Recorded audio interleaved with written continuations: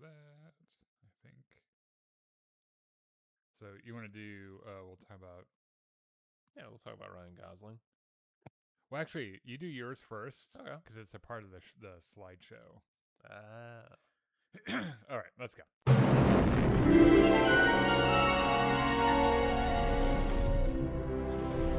Welcome back to Jedi Enclave. I'm Daniel. I'm Chris. This is the Jedi Enclave presents. Now, this is Podcasting Podcast, which is your weekly podcast about Star Wars and Star Wars accessories, which always feels like a lie when we are on this part of, like, I don't know. There is no Star Wars. There's no Star Wars happening.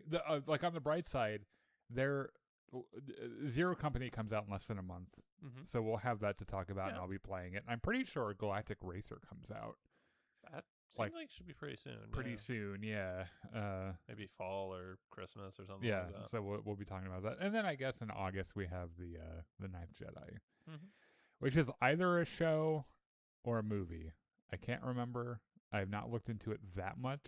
Either way, it's Star Wars. Yeah, it's one of those things where, like, I am more okay with allowing myself to be surprised by that and not look into it too much because it isn't really canon. Yeah, it's sort of just on its own little island. Right. So I don't need to delve into the broader implications of the Star Wars universe and, like, what happens in the Ninth Jedi. Yeah. You know.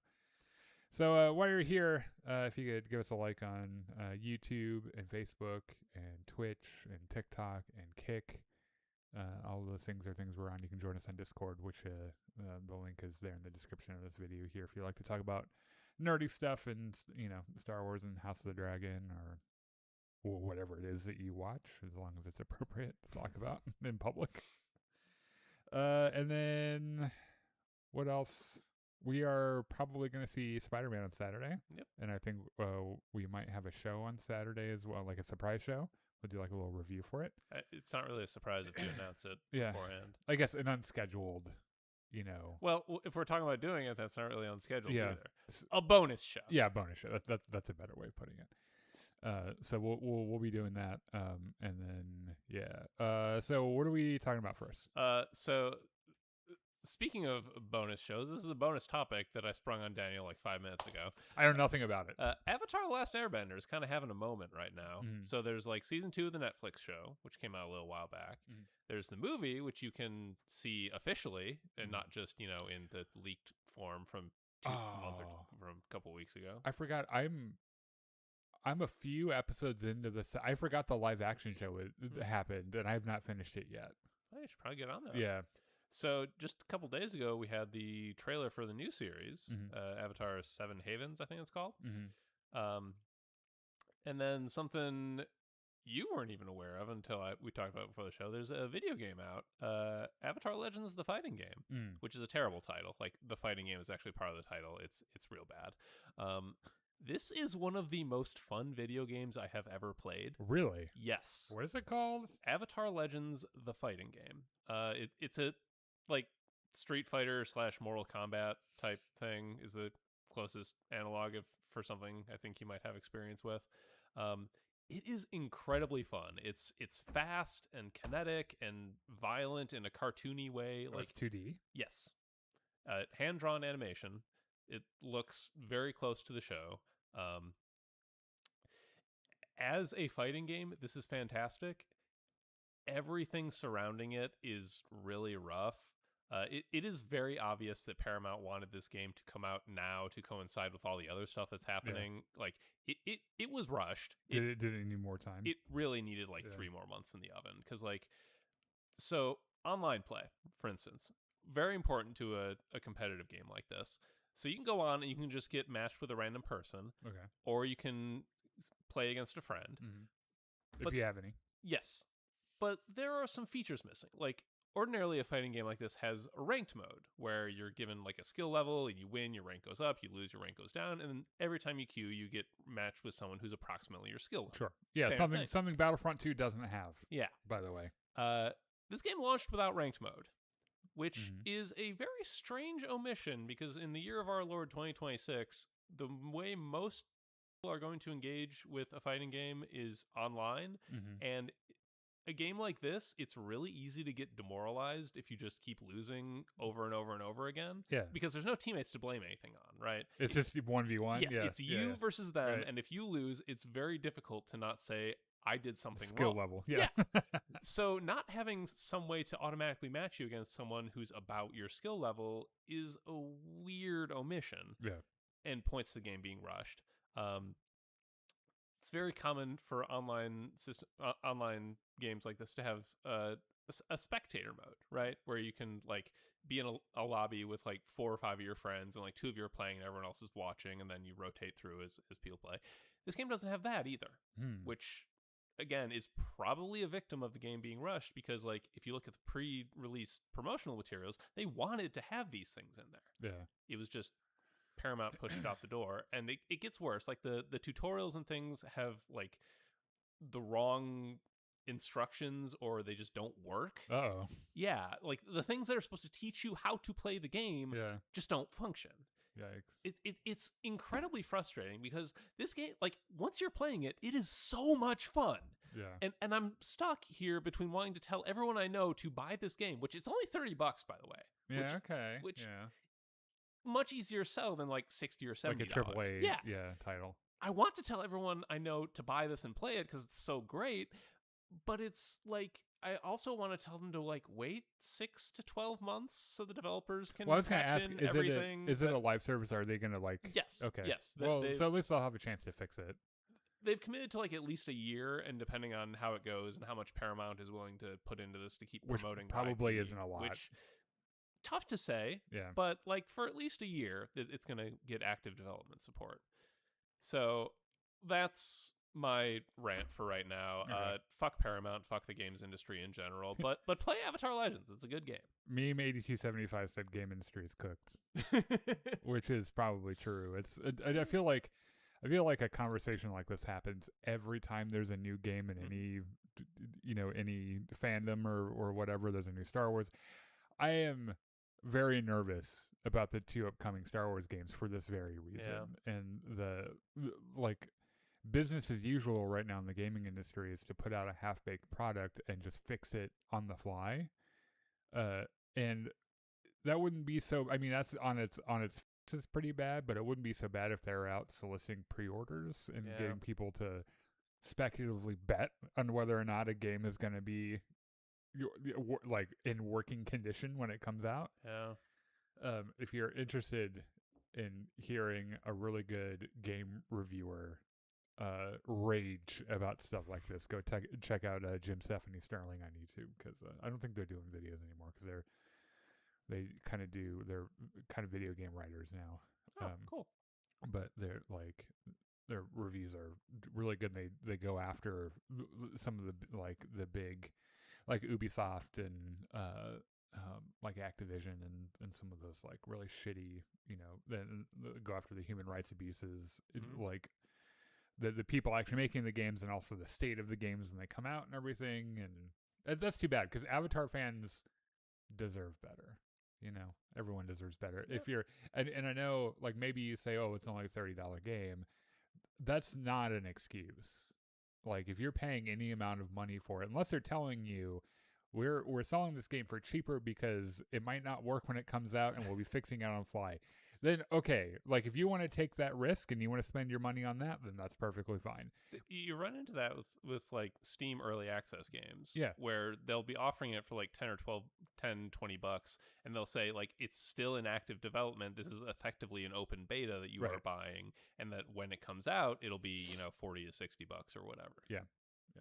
Well, all right then. Chris says, "May the force be with you, Daniel and Chris. I hope you're both having a good night. We're having a pretty decent night so far. This is a live stream, so we'll be checking the chat as we go along. So if you want to come by and say hi and let us know what we're talking, or let us know what you think about what we're talking today.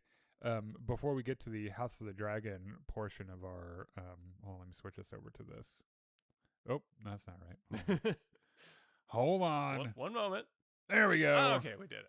Our first item of discussion today, which is brief. There was a big Marvel Circle jerk in a convention hall somewhere this weekend. You might have felt say it. It was San Diego Comic-Con or Yeah. something like that, because it was some because con. Yeah. Avatar had a panel at the Yeah. same event, the Avatar franchise, I Yeah. should say. They had a pretty big Marvel thing, and as far as I can tell, the biggest thing that came out of it was that Ryan Gosling has been cast as the new Ghost Rider. Okay. Which I don't know how to feel about this on two different levels. First of all, being that I'm not an enormous Ryan Gosling fan, though I will concede immediately that he's amazing in Project Hail Mary. He was really good in Barbie too.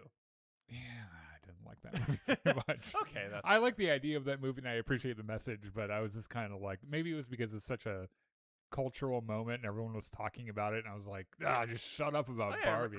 Barbenheimer? Yeah. Oh, it was a whole thing. Yeah. And I'm hoping he's good in the upcoming Star Wars movie. Honestly, I'm not putting anything past Ryan Gosling. I will never doubt his acting chops again. He clearly has the chops. I'm still working out whether or not I personally like his face, I guess. Because there's something about him that just kind of bothers me. I don't know what it is. And it's highly personal, and I understand that. I think the thing I'm really pissed off about is that the Ghost Rider before him was Nicolas Cage. Yeah. And I would very much like that to still be the case. And I understand that now that we're in the MCU / I don't know, Sony, depending on what mood they're in, I guess he's now technically Spider-Noir. Yep. But it would be kind of nice to have Nicolas Cage just have a Ghost Rider verse. I don't know if you guys have seen Ghost Rider the movie, like the Nicolas Cage. I think they made 2 of them.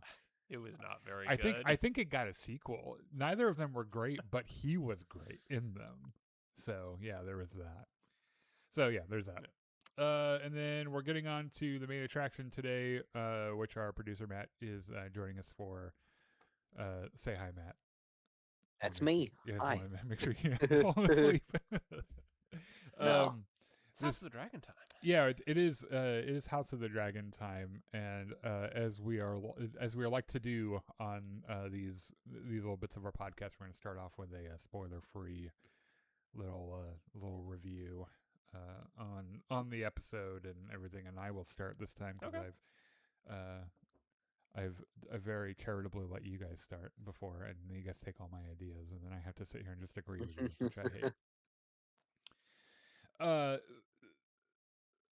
I think that this episode has one of the best, not like Game of Thrones, but not dragons fighting each other, thriller scenes in it that this show has had in a while, which is toward the end of the episode, involving Darren and Gwaine, who is hanging out in Tubbletown now. There's something that happens, and a character puts together what's happening, and it leads to a really dynamic scene with a lot going on that's choreographed really well and ends with a hilarious button at the end. Yeah. And I found myself kind of, despite the fact that people were getting parts of themselves cut open and shit, I was sitting there grinning the whole time because it was a lot of fun. Yeah. There's a huge character death in this episode that we will talk about that happens in the first 5 minutes of the episode that I think when this show was premiering, if you muted your TV when this happened in real time and listened really carefully, you could probably hear House of the Dragon fans across the world cheering, right? And I'm really glad to have witnessed it. It's like one of those moments where he's like the character in question isn't as bad as like King Joffrey, but you get almost as much satisfaction from it. And I think that's a testament to the actor as well, and how well they play the part. So I watch these episodes on Tuesdays so that I can have it fresh in my mind for Wednesday. Yeah. So on Monday, I happened to go on Facebook and see the post you put up about put your reactions. What was your favorite part of the episode? Why was it the first 5 minutes? Yeah. And I read that and I thought, I bet something really cool happened in the first 5 minutes. Yeah. And then I got there and I was just like, I got it. Yes. Thank you. Fucking Ryan Condal, I guess, is who's which, by the way, George R.R. Martin hates Ryan Condal. They really hate each other. Yeah. George R.R. Martin hates this show, and you know what? I don't give a fuck because I've been enjoying quite a lot of it. Let's see, what else was I thinking? Yeah, there's I This really show's wish I knew where my lightsaber was. I had a lightsaber hilt here that I would fidget with when we were talking. I don't know where the fuck it is. This show's definitely getting another season, right? Yeah, I Yes. believe so. No, Yes. it's yeah. There are still way too many balls in the air for the show to keep juggling. Like, Oh yeah, there's only 2 episodes left Yeah. for this season. Like, yeah. Jeez.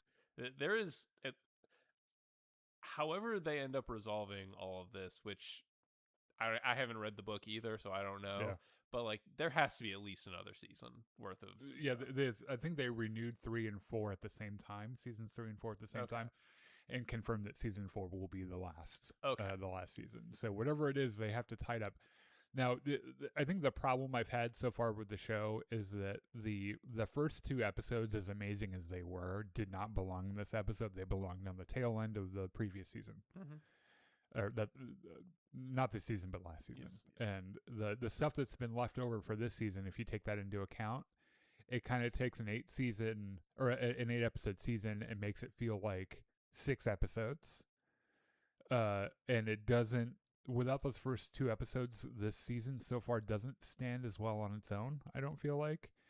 And I'm saying that knowing that there's still 2 whole episodes left of the season, and they could be insane, batshit crazy dragon fights and character deaths and monologues, and there's a lot of things that are sort of tipping over but haven't quite unbalanced to the point where they're gonna fall. Yeah, but that's what all of last season was more just edging us the whole fucking time. And it's like I just want to see, and thank God this episode gave it to us in the first 5 minutes. It's like finally someone's consequences caught up, or their consequences caught up to them. So I don't know, Matt, do you have anything to add to our spoiler free before we get? It was just nice to see a good old fashioned Game of Thrones style execution. I should, as an addendum to what I just said, some of the best Game of Thrones ever, in seasons 3 and 4, aren't gigantic, huge battles. They are cloak and dagger, palace intrigue, monologues, and political maneuvering and everything. So I wouldn't want you to think that I'm like, oh, I'm only happy unless I see dragons frying each other to death. The thing is that, like, the first several seasons of Game of Thrones, those dragons were little babies, and we weren't expecting them to do anything. We have big dragons now, and now I want to see them nuke everything, right? Because like now that we have them, I want them, I want big, and I get that shit's really expensive, and they've got to be careful with how they do that and everything. Basically, you just want to see Aegon's conquest. I do, and the rumor is that they're making a film. That's going to do. When I go search it up on Google, it is confirmed. It's happening. Yeah. So. Well, is it confirmed, or is it confirmed by clickbaiters? I think I remember seeing that that HBO is like, we're doing an Aegon's Conquest film. So that's the thing, though, is that when, like, in the 8th season of Game of Thrones, right before it released, HBO announced 6 different Game of Thrones projects that they were doing. And then they saw everyone's reaction to the final episodes, and they're like, oh, we're not going to do so many of those. We don't think. And they saved some for like A Night of the Seven Kingdoms and House of the Dragon and everything. So, all right, well, let's get to some spoilers. If you've not seen this episode yet, go and watch it. You'll be glad you did. At least watch the first 5 minutes. Yeah. And this is the only warning you're getting. Turn away now, or be fried by spoilers. So. I appreciate that, like, throughout this throughout the season, I've heard a lot of people argue about Kristen Cole's arc and whether or not they like it or whatever. I just really like the fact that he's out in the woods, miserable, and like he probably hasn't wiped his ass properly in like a couple of months, and that makes me really happy because fuck that guy. Is it Kristen Cole? Before we get into this, is such a fucking incel that his entire character is that he fell in love with a woman who was not prepared to put her entire life on hold for him Mhm. to go to Essos and sell oranges and fucking cinnamon. She felt her destiny through a prophecy and was like, that's what I have to do. Sorry about it. And he made that, being spurned by a woman, he made that everyone's problem. That's Crispy Cole's entire character, right? And add on top of that all of this hypocrisy about Because then he goes on to Sarah have relations Yes. with the woman's best friend. Yes. And to piss her off? I don't know. And while he's taken a sacred oath to not do that Yeah. thing, right? Yeah. And he, like, you can tell some of his disdain, I think, for women in general by some of the things he said about Rhaenyra in the last few seasons. And well, I just want to put all that out there, Mhm. is that he's been this like kind of crazy incel. All women except for Allison are terrible spiders, and Mhm. you can't trust them. If she breathes, Yeah. she's a thought. Yeah, but also, I am the greatest warrior in all of Westeros, Yes. and my destiny is to burn out like a hot fucking firework and bring down all the people with me and shit. Right? Just keep that in mind. Yep. So So- Crispy Cole is leading his band of like 12 dudes Yeah. through the woods and Yeah. the mud. Uh, Everyone is having a bad time. His one dude that like is still with him, because remember Gwaine in the last episode was Yeah. like, nope, I'm out of here, fuck you guys. Wayne took some of his dudes and just noped Yeah. out of there. I've not properly wiped my ass in 2 months. I want to go home now. This guy is like, so the boys found a weird little scene up ahead, Mhm. and we something weird is happening there, and we got to go and take a look at it. And so they go down and they take a look at it, and It's a bunch of dead rivermen yeah, in what looks like a burned out camp. right. But most of them look like they didn't die there. Yeah, and there's like no sign of whoever did kill them. They have no idea what's going on, and they're looking around, and then we hear the immortal words from Star Wars. Someone screams, "It's a trap!" And these fucking rivermen fucking spring out of off the ground like daisies, Yep. and they just start shanking everybody and shit. And there's a lot I couldn't put in because a lot of this Yes. is pretty grisly and Like gross. at one point, Crispy Cole picks up a mace and like His Morning Star. smashes half of a dude's Yeah. face off. Okay, so to Crispy Cole's credit, he fights pretty well. Yes, And he might legitimately be one of the best fighters in Westeros. without a dragon. Yeah. Maybe. Yeah. So like good for him. Like I think he killed like 3 or 4 guys. I think it might have been a little more than that. but Yeah. yeah. He like the one guy, like the last guy, he knocks over and shanks him in the chest a few Mhm. times, and then he gets up and he's like, wow, that wasn't so fucking hard, and he screams, we light the way, and all of Yeah. his soldiers are like, yeah. Is now like half a dozen guys. Right. And they hear some drums in the distance, and they hear some footsteps, and they look around, and they realize that they are surrounded by thousands of rivermen. And Northerners. Yeah, yes. So Roderick the Ruin is there. Fucking the twink boy of Westeros, fucking Oscar Tully. Yes. Twink Tully. They just all kind of converge on them and shit, and I like how Cole's like the guy's like, who the fuck are these guys? And he's like, this is our end. This is our big glorious end. Prepare for our glorious end, my friend. And fucking little Twink Tully is like, step forward. We're gonna cut your head off or whatever. And Cole, to his credit, tries to save his bros. Yes. In his last moment, he's like, if I strike my banners, will you let my guys go free? And fucking Oscar Tully comes in with this metal fucking line. I have made an oath to the dead to build a sept of bones, and I don't have enough bones yet. Yeah. And I do. I love this look from Roderick. Roddy, Man. who's when Cole asks for his bannermen to go, Roddy's like, haha, no, that's not what's happening here. So that look, he laughs at him. You can tell you really like this part because you took screenshots. Oh yeah. So fucking, do you remember in season 2, right before he leaves, Allison pulls out her titty cloth and gives it to him, and he takes a big smell out of it, and he's like, oh, that's nice. That's a nice titty cloth. Yeah, I'm gonna keep that tucked up my sleeve. Yeah, so he like pulls it and he like gives it one last good huff. Yep. And sort of wraps it around his sword handle. He's like, all right.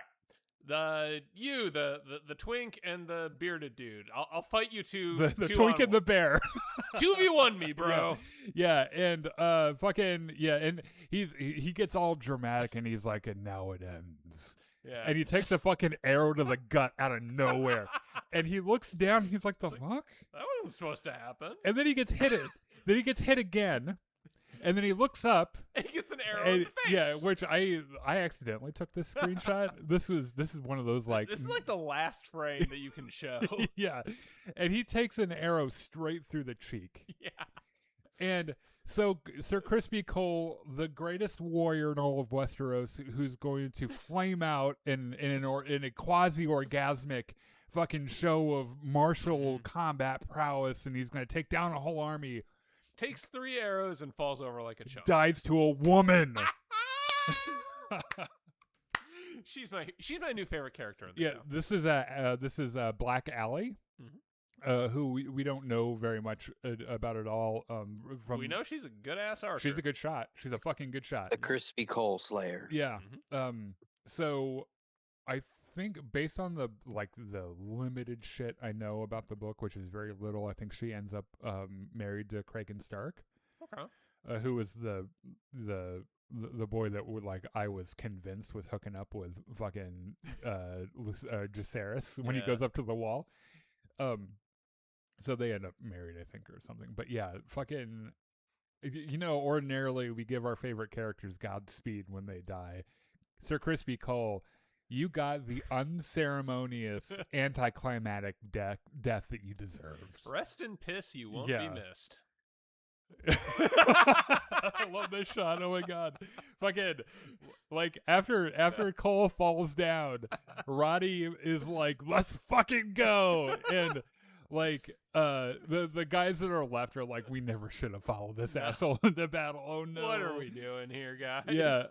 And they just I love this shot where it swarms of rivermen just like rushing in on them and shit. And those guys died.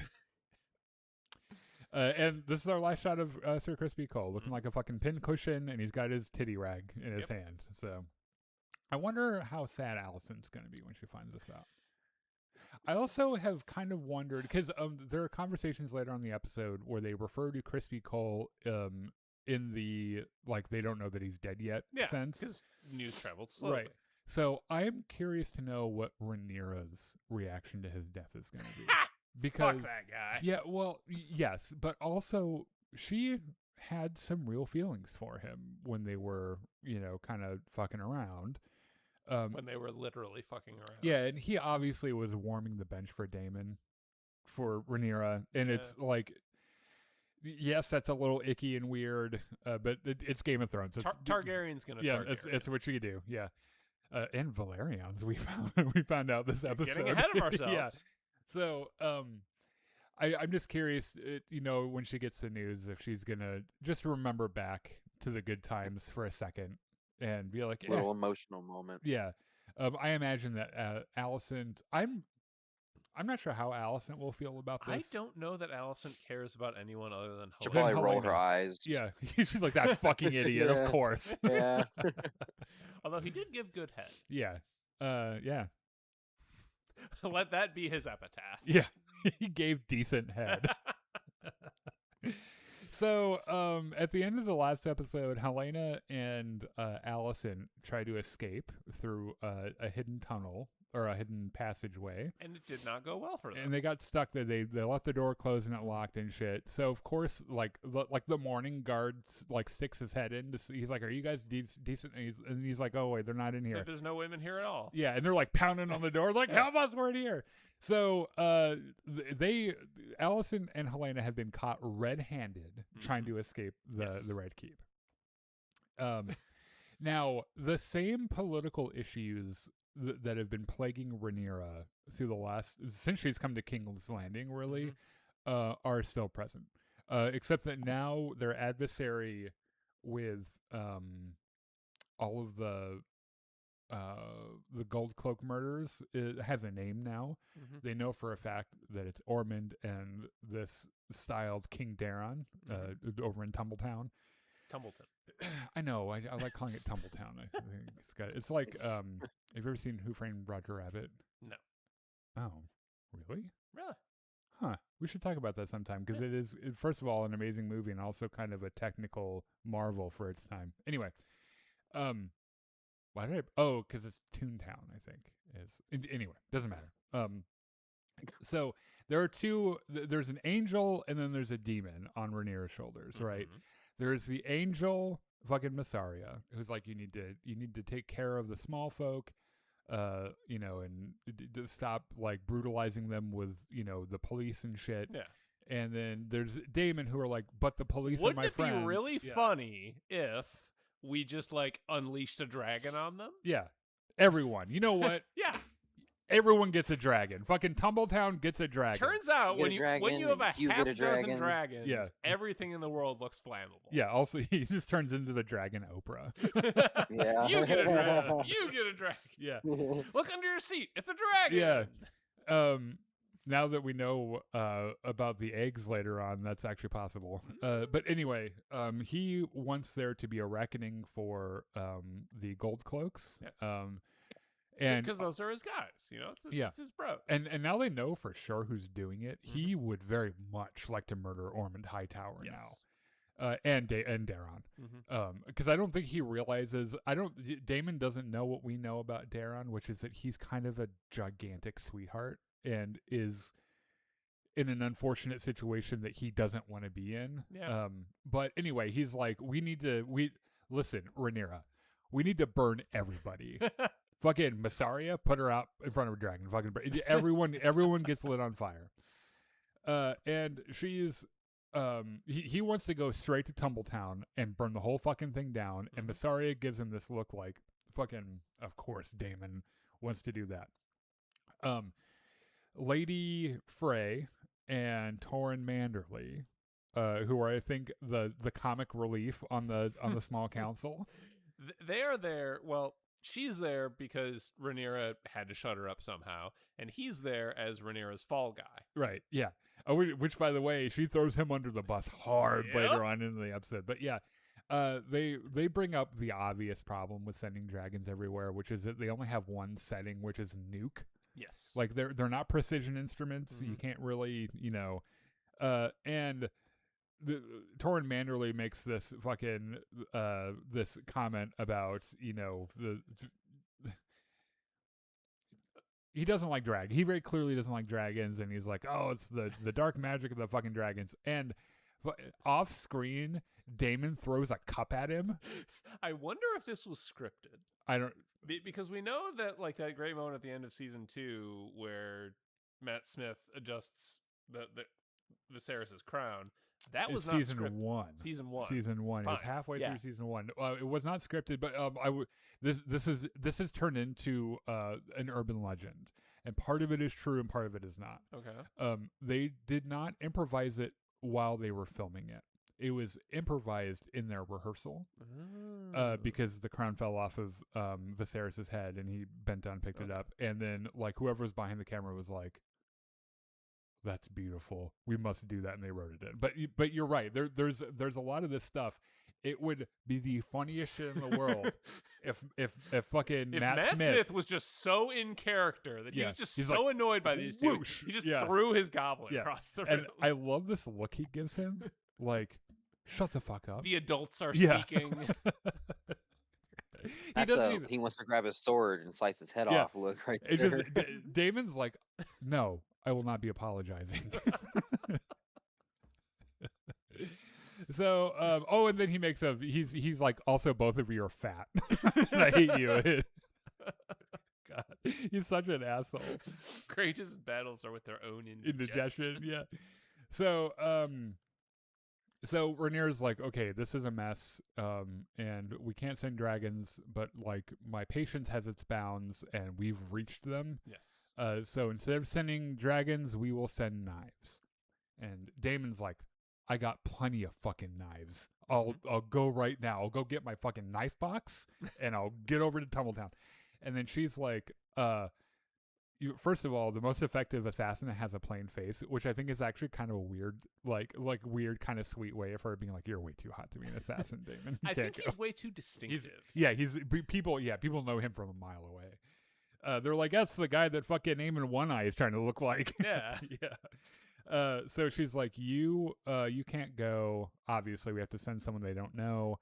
And also, you kind of need to get King's Landing in order. Right. Yeah, I need you to take care of this gold cloak problem. Mm-hmm. And he's like, so first of all, Alan also advises patience, which also just kind of pisses Daemon off because Daemon just really wants to go off on somebody. He's like, look, my dad's out there with a whole bunch of his dudes. There's even more dudes back at Driftmark. Why don't I just get some of those dudes, bring them back here to back up the gold cloaks? Yeah. And so Daemon fucking stands up. She's like, I need you to solve this problem for me. And he's like, I thought you'd never ask. And he turns around and he leaves. And someone, I can't remember who, but someone's like, do you need help? And he's like, no, I don't. And he just fucks off, right? And then, so in the last episode, Rhaenyra had one Kingsguard guy or Queensguard guy. Now she has two. Did you notice that? So she's moving up in the Later world. on, she has 4. Yeah. So the one of those guys walks in and is like, "Hey, the Baratheon delegation, the House Baratheon delegation is here." So she goes to meet them to find that Lord Boros Baratheon is not there, which he was commanded by the Queen to come to King's Landing. Yes. And the guy there, it was like, we're so sorry. Lord Boros sends his regrets. He's got to go deal with the Vulture King in the Red Mountains of Dorne. And she's like, so you're telling me that I commanded him to go north to King's Landing, and he went south to Dorne? And he's like, well, yeah, the Vulture King's been kind of a huge pain in the ass. And she's like, more of a pain in the ass than I can be with my 6 fucking dragons. And he's like, you raise an excellent point. Yeah, that's a good point. She's like, furthermore, I could make an excellent case for him committing treason and then executing you in his stead. And he's like, please don't do that. That would really ruin my day. He's like, I'm considering it. Yeah. And he's like, how do I make this up to you? Fucking go get your man, bring him here. Yeah. As he was originally commanded to do. Yeah. She also looks them up and down, and then she's like, also give me your belt. Take off your clothes. And they're like, yes. Okay. Ooh, I knew Targaryens were freaky, but I didn't know about this. So I love this shot. We have Vermithor flying over Tumbletown. Also, the shot of Vermithor and Silverwing just canoodling. It's the best part of the episode. You think they're fucking? Yeah, I absolutely think they're mates. Yeah, because Silverwing we know is a girl, and Vermithor is a boy. At least they use he pronouns for Vermithor and she pronouns for Silverwing. So more dragon eggs. Yeah. So Ulf and Hugh Hammer have a little conversation. And it basically amounts to Ulf being like, my life still kind of sucks. But now I have slightly fancier clothes. Right, and a dragon. But like what's the point of having a dragon if no one knows I can't go drink at the bar? Right, if I can't go to the bar and kind of, brag about having a dragon. Hugh Hammer's like, well, yeah, bro, I guess that sucks. At least I still have my wife. Yeah. He also asks, he complains about not being able to go to the bar, and then he asks Hugh Hammer, he's like, so has your life really improved? And Hugh Hammer's got this look on his face like, has it? Yeah, I don't know. I haven't figured it out yet. So Ulf leaves because it's his turn to go back to King's Landing and take a break, and then Hugh Hammer's gonna keep guard over Tumbletown, and now he's thinking about, my wife's in there. What do I do about that? So Rhaenyra, so the consequences of Alicent's actions have caught up to her. Yeah, which pretty much Rhaenyra is just like, you're grounded. You're not going outside anymore. I'm putting twice as many guards outside your door, and you are not going to fucking go anywhere. Yeah, you can't go out in the Godswood and hang out with Jaehaera. Alicent's like, would it change anything if I told you that Helena is pregnant? Right. Rhaenyra's like, oh my god, it Yeah, does. yes, it Now does. you're double grounded Yeah. because I can't have anyone finding out that Helena was Right. pregnant. Rhaenyra does obviously recognize the precarious nature of the situation, Mhm. but also isn't immediately like, of course I would have to kill it if it was male. Her response is, do you really think I would do that? Like, are you serious? Mhm. And Alicent, I think, really thinks that she would. Or at least she would have to, Yeah. right? Afterwards, we get this interesting moment where she comes out of the room. Masaria's there waiting for her. Masaria is like, what did that fucking liar tell you? Because in that last episode, Alicent came clean to Masaria and then made a case for her not telling Rhaenyra and being like, if you don't tell Rhaenyra about this, I will owe you a favor. And she lied by omission. She didn't tell Rhaenyra about the child. And then Rhaenyra's like, so Helena's with child, did you not know anything about this? And Masario was like, no, I have no idea what the fuck you're talking about. And then that's the look of a woman who just lied to the queen. Mhm. In fairness, her job is to lie to people. Yeah, but and not to figure out the when other queen. people are lying. Definitely not. Yeah. Her job is not to lie to the queen. Yeah. She does realize that the maid that worked for Alicent was in the room when this conversation happened. Mhm. This is also the maid that Alicent traded her necklace for her to like help her out. Yeah. And she looks down and then was like you like to the guard, Fucking kill her. yeah, she's a liar and a thief. You need to go kill her. And if she says anything about Alicent telling me she's pregnant, she's a liar. So don't believe anything Mhm. she says. The Gold Cloaks, Daemon and the Gold Cloaks all go to where that murder scene was. Well, Damon's hanging out there, Yeah, and then the Gold Cloaks enter, and they're like, we're turning in our badges. We can't deal with this shit anymore. give me your badge. And We haven't gun. gotten paid in months. We are dying out in the streets. We're fucking done with this. Yeah. We got families to support. Yeah. And Damon's like, you fucking cowards. Yes. Y'all are cowards. I hate you all. Mm-hmm. I didn't see this chat. God loved so much the world that he sent his only son, Jesus Christ, to save them from sin. Literally none of that is true. How do you know that? Is a question I would like to know. And what does that have to do with Yeah, anything? also, yeah, was that have to do with House of the Dragon? Yeah. Damon browbeats him a little bit, and I think the Gold Cloaks have finally reached their breaking point, and they're like, sorry, we're out of here, and they all give their cloaks and shit, and he looks down at the cloak, and is like, there's some wheels turning yeah, here. that's a nice fucking cloak. Mhm. So Alan goes to visit his dad. Who is hanging Just- dead pirates from the trees. He is decorating, I think, the Kingswood with fucking pirates from the Triarchy. the Triarchy, yeah. And I like how this is like whenever But like this isn't a case where like Corlys is having his men do it. He is doing actually it himself. pulling down Yeah. corpses and hanging them Yeah. from trees. this is a big part of Corlys's character, which is that when life gets a little too hard for him or things get too weird for him, he goes off and kills pirates. He did that with when he and Rhaenys lost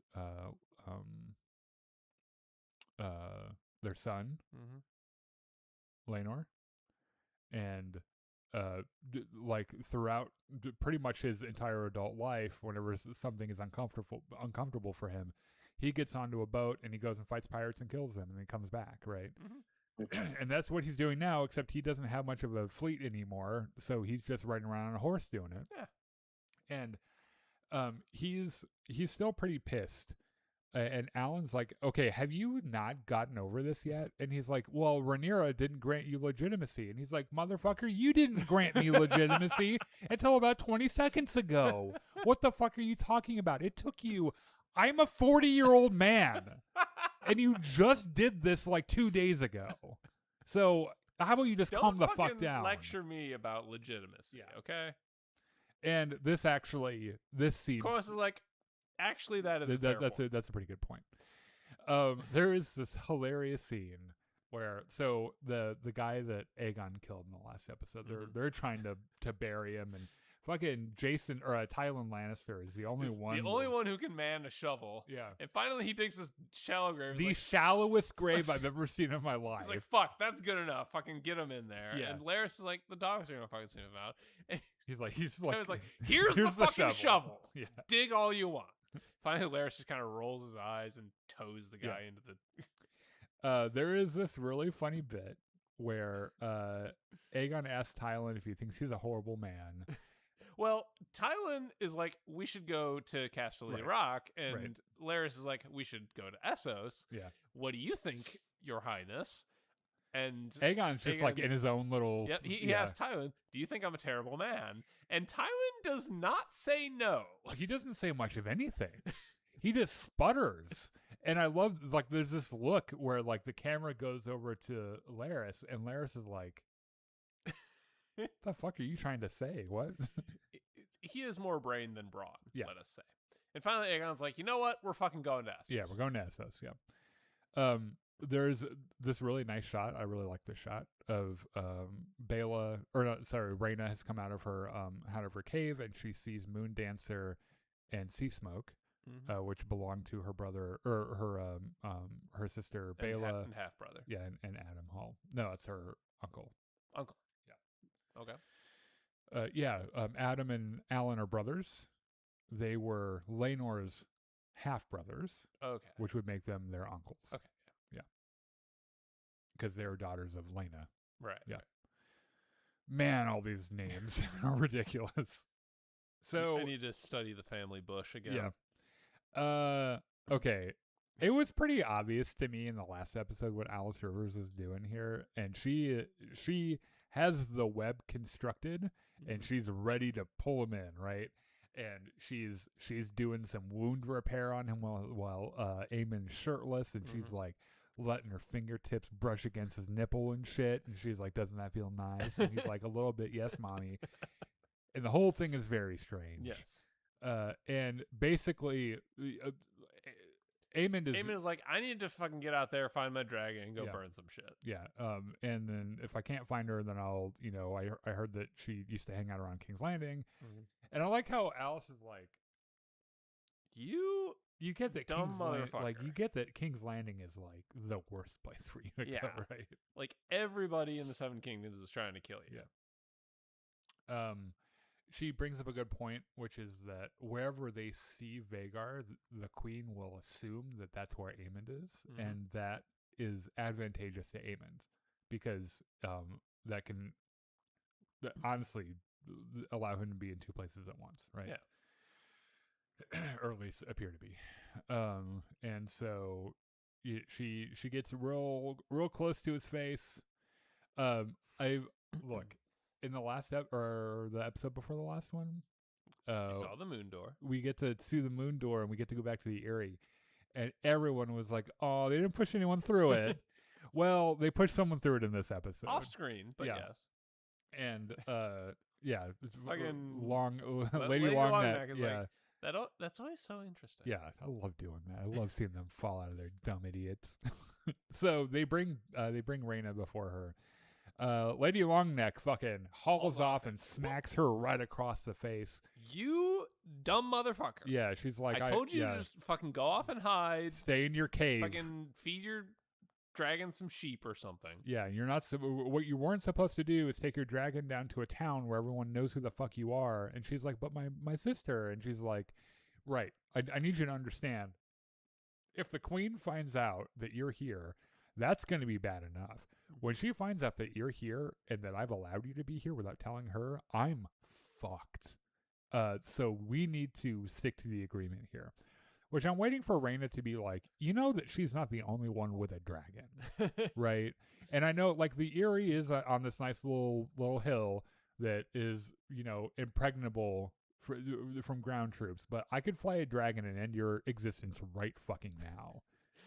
assuming Sheep Stealer cooperates. I think he would. I don't think the Dracarys part of his training is the problem. I think it's the not Dracarys thing that he has trouble with. Yeah. So, this is where things get a little weird.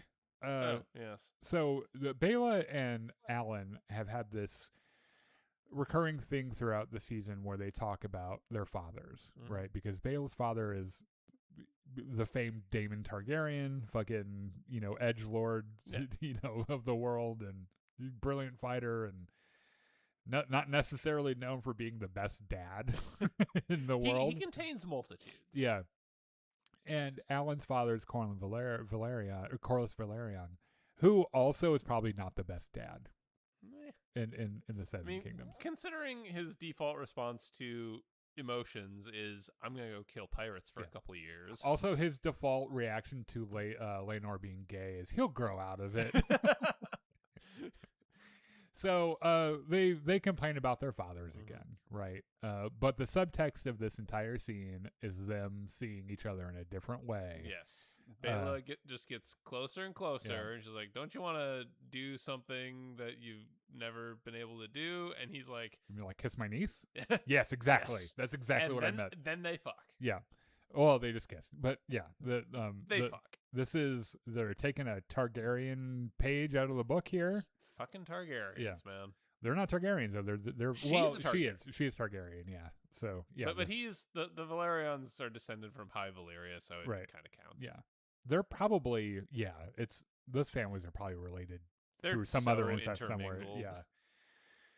All right, so who is this? Oh, this is Gwaine has showed. Oh, I like how I think we get confirmation enough for me that Gwaine is gay in this episode, which I actually really appreciate about him. Bi at the very least. Yeah, I would almost certainly say gay. Now that I see him through the lens of this dialogue, I'm like, I get it. It was there in front of us the whole time.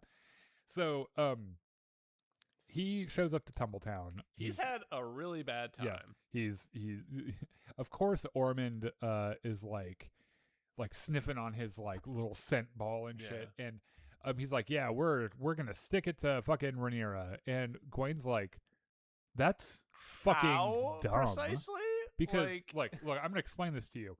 The second you guys leave Tumbletown, dead by dragon.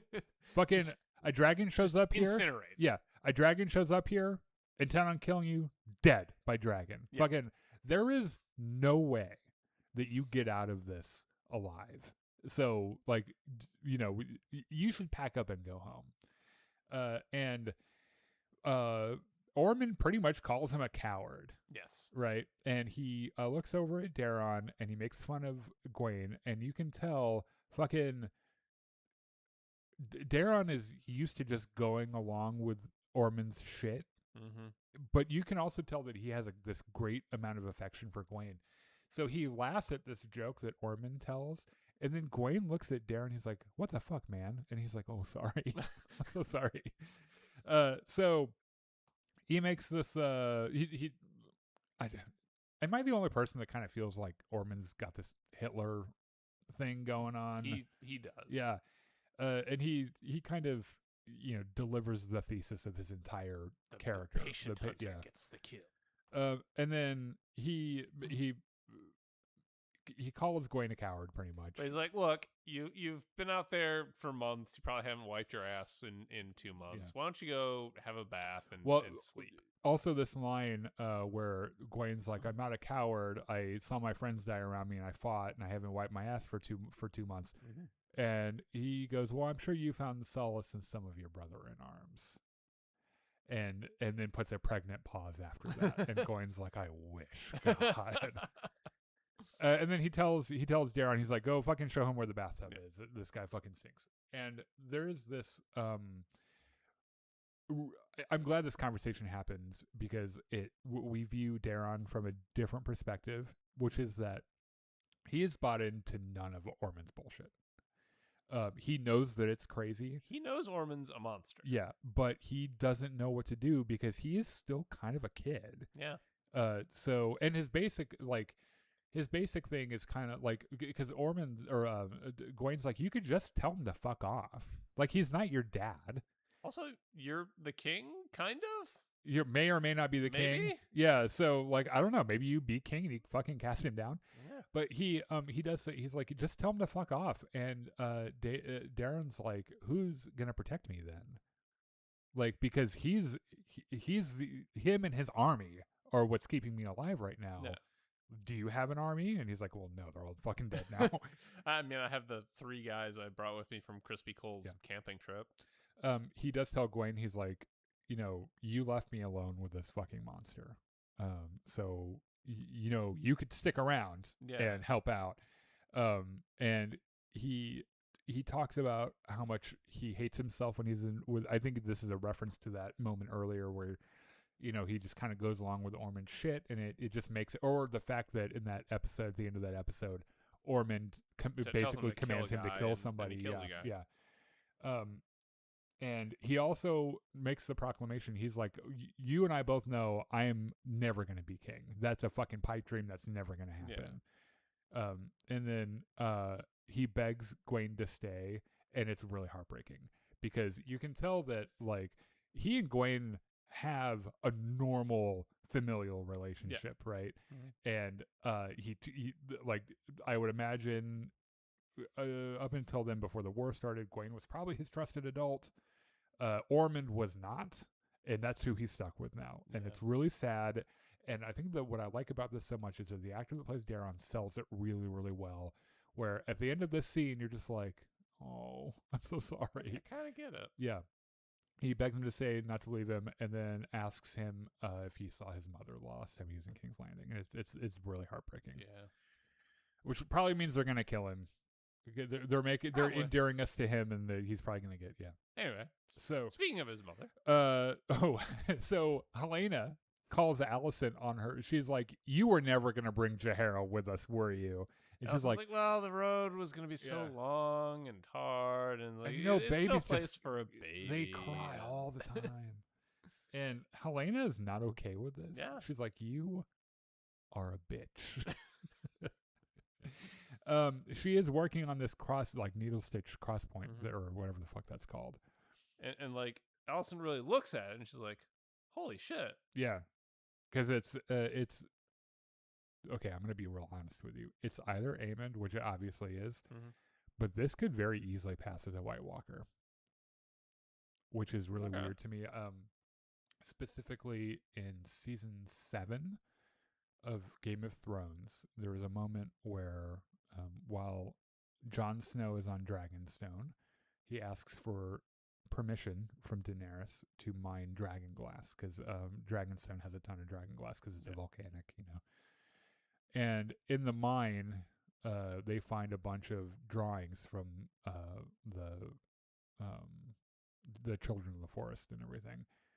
And it looks, the Children of the Forest had drawings of the White Walkers, and it looks just like this. Because I don't know if it's on purpose or not. Aemond has the sapphire eye, so he's got that real bright blue eye, and he's white and everything. But he also looks like he's in a womb, which is kind of weird to me. Pool of blood, or a pool of blood, yeah. And then he's surrounded by Harrenhal, right? Yeah. And Allison looks at this and she's like, "Motherfucker." So, back in Harrenhal,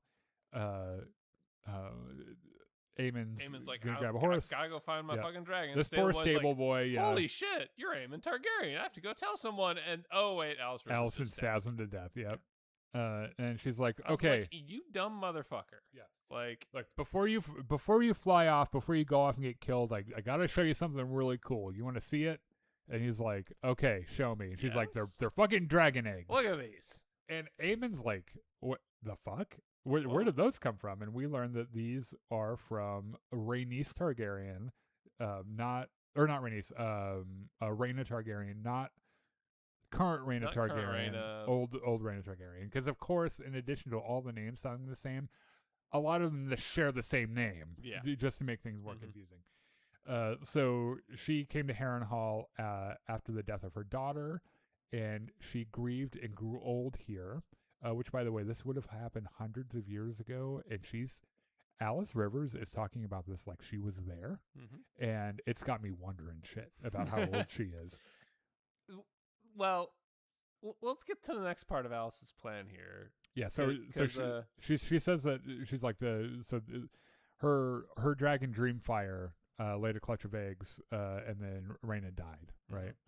And the eggs have just fucking sat here, Yeah. and they're cold. But you're a fucking Targaryen. I bet you know how to Yeah. hatch a dragon egg. yeah, and he's like, it feels warm, and she's like, oh, does it? Huh. Oh, really? Yeah.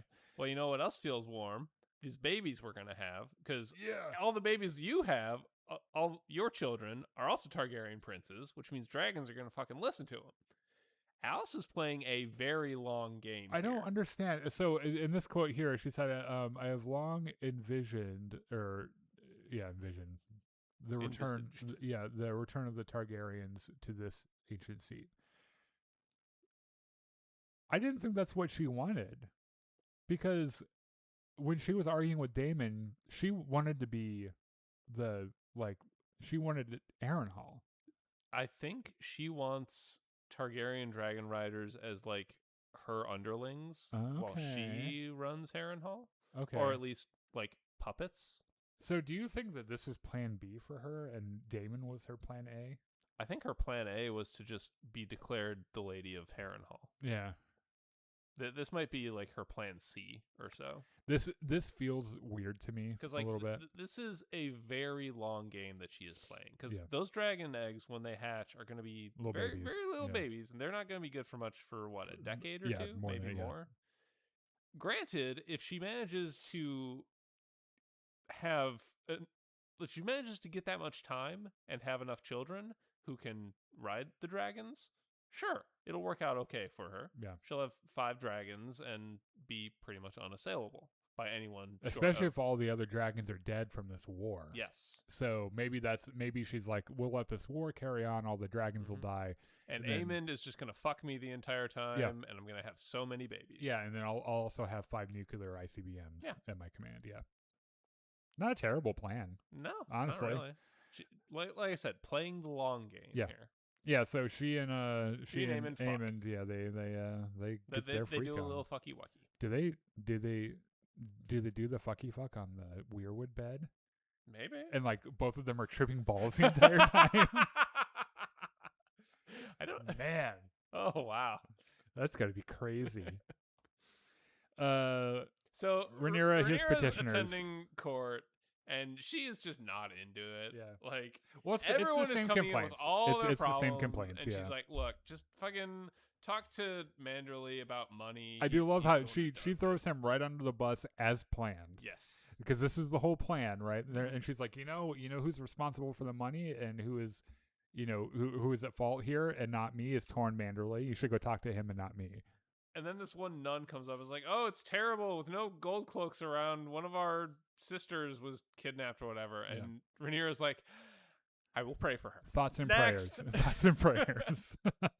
And like, I think she's kind of losing Masari, because like Masari's up on the balcony watching all this, and she doesn't seem all about it. I think she at least notices Rhaenyra's disposition during this, which is that she's kind of like, oh fuck, these fucking peasants and their never-ending needs, Yeah. which is such a Daemon thing to to think. And then eventually Rhaenyra notices that her hand is bleeding from sitting on her throne that is Right. literally made of swords. And she says, "You know what? I have had quite enough of court Yeah. today. I'm leaving."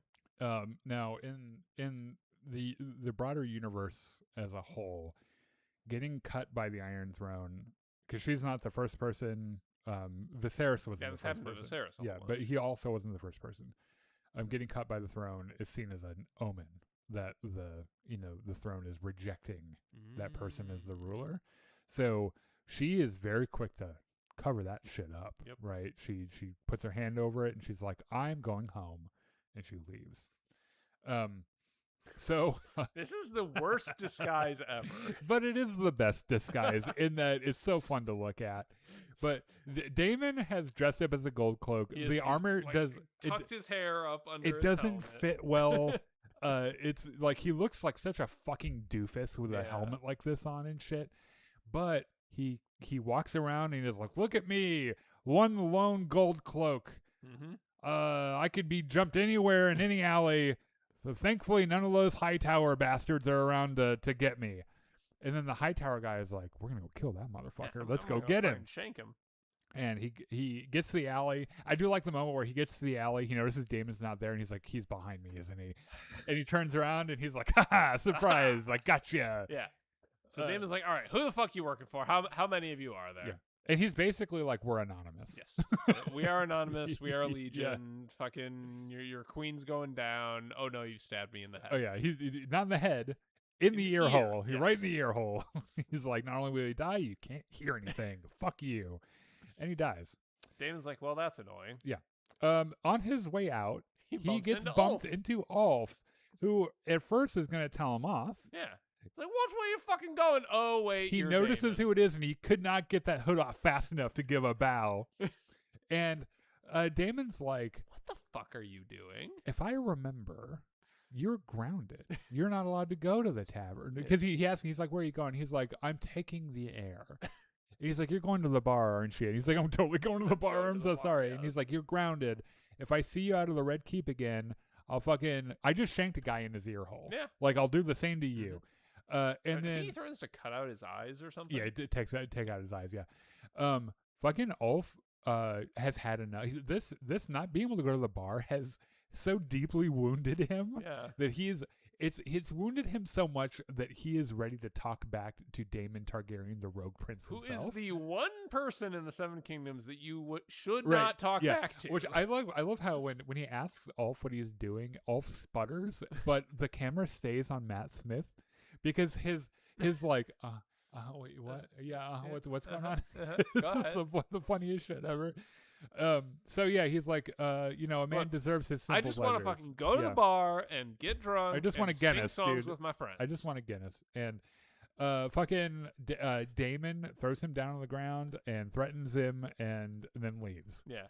And like all the other people are looking around and they're like, what the fuck's going on there? including this girl Mhm. who was with the guy that just got killed as his little spy. Yeah. What I suspect is going to happen here, she's going to report this back, and they're going to realize that one of the Dragon Riders maybe isn't in lockstep with the rest of them. And I think they're going to approach Ulf and be like, well, look, you join our side, you can go to the bar whenever you want. And he's going to be like, sold. I love this shot Yes. of Hammer just sitting in the fucking like wheat. Yep. He's like, ignore the fact that he's wearing all red and does not like his hair blends in really well, but like the rest of him doesn't. So he fucking jumps a merchant and is like, Yeah, he "I'm gonna walks in. borrow He's your like, cart now." I just want to talk. And then he knocks Hauls him out. down, knocks him out. Yeah, steals puts the on his cart. clothes Mhm. and pulls up to Tumbletown, and he's like, I'm hauling I'm whatever. doing yeah. business. Important business Yeah. things. So, Ormond, Daron, and Gwaine are having lunch or brunch or a second breakfast or something. And then they hear that there's the Baratheon delegation is here to bend the knee. Yes, and Ormond just gets fully Ormond's erect like, at this. Yes, I This is knew it. Everything I always Yeah. wanted. He's like, fucking Baratheons, and then Highgarden, and then the And world. then the world. Yeah.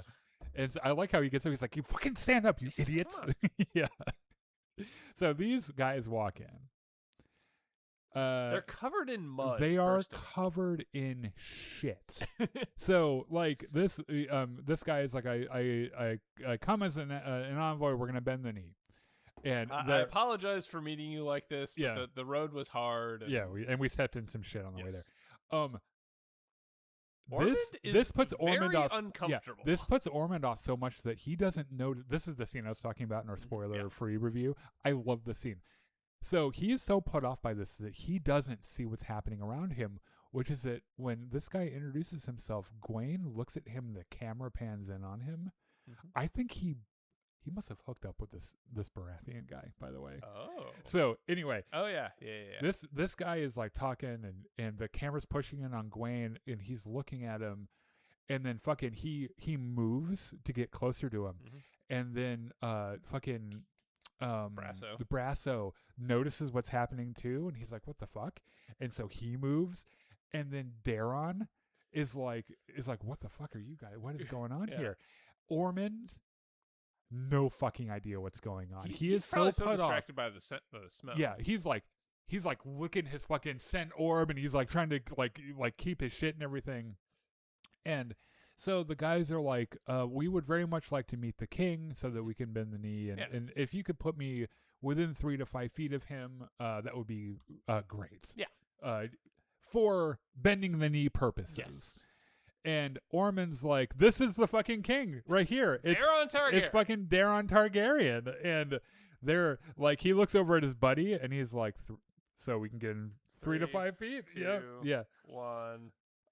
So like this entire time, it's like that meme with all the math. Yes. That's like passing in front of Gwen's face. Gwen puts it together and fucking draws a sword and starts shanking people. He starts like laying into these guys. Brasso doesn't waste a moment, starts killing them as well. Ormond is so close to puking that he doesn't even know what's happening. Yeah. And they like, I think he even orders them. He orders Brasso to stop him. He goes to stop him, and then I Darren's think like, no. yeah, because I think Daeron trusts him and Yeah. realizes what's happening, and then I think that's when Brasso puts it together, and so Gwen's like, yeah, these are assassins Yeah. sent to fucking kill you. yeah, and Ormond's like, how the fuck do you know? And he's like, well, I'll tell you. Because This guy had different hair and is way more Yeah. good looking than Yeah. this fucking Yeah, he's dumbass. like, this guy is not hot enough to be Arryn Baratheon. I'll tell you. he doesn't have a big enough dick Yeah. either. And fucking like it's just really funny how he's just like this. He's just not hot enough. Okay, and Ormond just pukes everywhere. Ormond's like, I'm gonna get that Rhaenyra if it's the last thing I do. Also, Fucking, you like know, right into his wine cup. yeah, too. and you know that Ormond has spent this entire season trying to aura farm as much as possible, and he just spent all of his aura. Yeah. It's all gone now, right? No one respects this Banished man him after to this. ether. Yeah. Hugh Hammer. He approaches, Hugh Reunites Hammer with his approaches his wife, who at first is really happy to see him, but Mhm. then I think realizes that he left her. Her brother is dead. Her daughter is dead. She has pretty much nothing. Mhm. And he's like, but I have a dragon. Isn't that the I have a coolest thing ever? dragon, and the queen has promised me a house. We'll have gold. We'll have anything you want. Yeah. We'll just fucking come with me out of Right. the city, and Yeah, we'll go and- to King's Landing, and it'll be great. Yeah, and she's like, our lives are fucking ruined. Like, everyone we care about is dead. So But what? you have a dragon. Yeah, Isn't that great? Well, good for you. Yeah. And he's like, okay, well, get in the cart. We're going to go home. And she's Yes. like, oh, fuck you. No. I want a divorce. And so he leaves her. She doesn't give him a choice. Right. And he can't get caught Mhm. in there. So he leaves her. Yeah. There's this conversation between Gwen and Ormond where, Ormond's like, all right, thank you.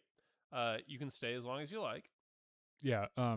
And then Gwen calls him on this, like, putting Daeron up Yeah. as the king and everything. He's like, okay, look, I know that you would never put yourself directly in the line of fire. Yeah. But you would sacrifice anyone to elevate your position. Yeah. So what the fuck are you really doing Yeah, so here? so don't think I haven't. I see you, motherfucker. I know Yes. exactly what's going on. I do like how after this episode with the assassins, they're like, maybe we put Daeron down with his buddies and he can practice fighting just in Yeah. case.